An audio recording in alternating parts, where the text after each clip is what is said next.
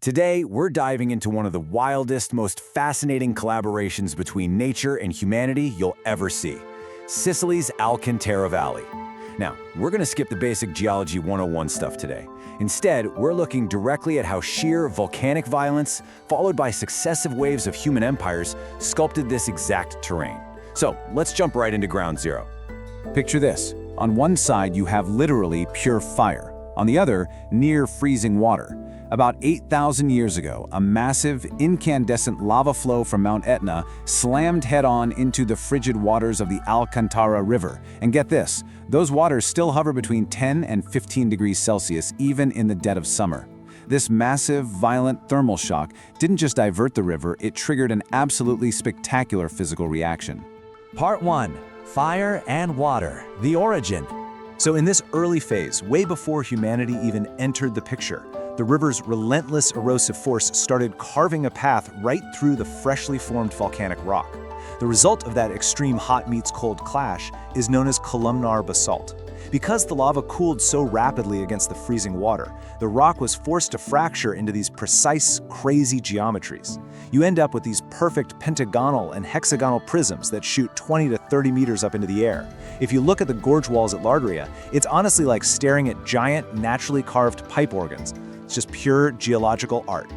52. That's the total length, in kilometers, of the Alcantara River. To put that into perspective, it acts as a massive natural hinge for the whole region. It starts way up high in the Nebrodi Mountains at over 1,200 meters, slices right through Etna's northern slopes, and finally plunges into the Ionian Sea. It literally stitches the high mountains directly to the coast. Part 2. The imprint of the Greeks and Arabs. Now, a canvas this rich definitely wasn't going to stay uninhabited for long. It's essentially a revolving door of empires. It all kicks off in 734 BC when Greek colonists land at the river mouth and found Naxos, which is Sicily's very first Greek colony. Fast forward a bit to the 9th to 11th centuries, and the Arabs arrive, completely overhauling the valley's agriculture. Then the castle-building Normans sweep in during the 11th and 12th centuries, and that eventually paves a way into the 18th century age of scientific exploration and the modern era. And you know, speaking of the Arabs, their influence is quite literally embedded in the region's identity. The name Alcantara actually comes directly from the Arabic word Alcantara, which just means the bridge.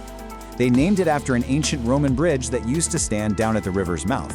Think about how wild that is for a second. Every time you say Alcantara Valley, you are speaking an Arabic word memorializing Roman infrastructure in a land originally colonized by the Greeks. Talk about the ultimate crossroads of civilizations. Part 3. Castles and Medieval Villages. Moving into the Middle Ages, the landscape underwent its heaviest architectural transformation yet. The physical impact of these different civilizations really started to become permanent. First, the Greeks opened the valley up to the Mediterranean. Then, the Arabs essentially planted the roots of the future. They were total game changers, introducing citrus, mulberries, and some highly sophisticated irrigation systems. And then, well, the Normans looked up at those same volcanic heights and decided to weaponize them, building these massive, strategic fortresses to control the whole territory. In fact, the Normans gave the area its absolute most iconic visual signatures. We're talking about entire medieval villages built directly out of the valley's black lava stone. Towns like Castiglione de Sicily, Francavilla de Sicily, and Randazzo. They aren't just sitting on top of the landscape, they're completely fused with it. Human settlement here literally took those violent geological origins and repurposed them to build their homes and churches. Part 4. The Alcantara Valley today. So, what does all this layered history look like for us today? Well, that brings us to 2001. And 2001 was a massive year. The establishment of the Alcantara fluvial part wasn't just a random date on the calendar. It was the exact moment Sicily decided, hey, this incredibly unique, heavily stratified landscape needs aggressive protection. It's this ongoing modern balancing act between high-yield agriculture, booming tourism, and a very, very delicate ecosystem. And honestly, that protection is absolutely vital. Despite millennia of heavy human activity, the biodiversity that still thrives here is just staggering.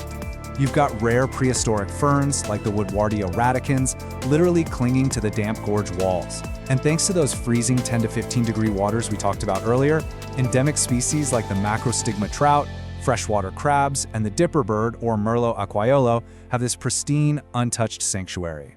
But hey, the valley is just as alive gastronomically too, and we literally have geology to thank for that. Those intense volcanic soils born from that fiery crash 8,000 years ago, they are an absolute agricultural goldmine. Today, they yield native grapes like Nerello muscalese for world-class Etna DOC wines.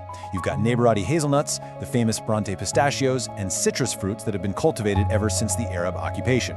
The geology doesn't just shape the land, it literally flavors it. So from the fire of Etna violently clashing with ice-cold waters, all the way to the Greeks, Arabs, and Normans carving their permanent legacy right into the black stone, the Alcantara Valley is a living, breathing history and geology book. So the only real question left is, knowing everything that happened here, are you ready to wade into the exact spot where that lava stopped dead in its tracks 8,000 years ago? Thanks for joining me on this explainer, and keep exploring.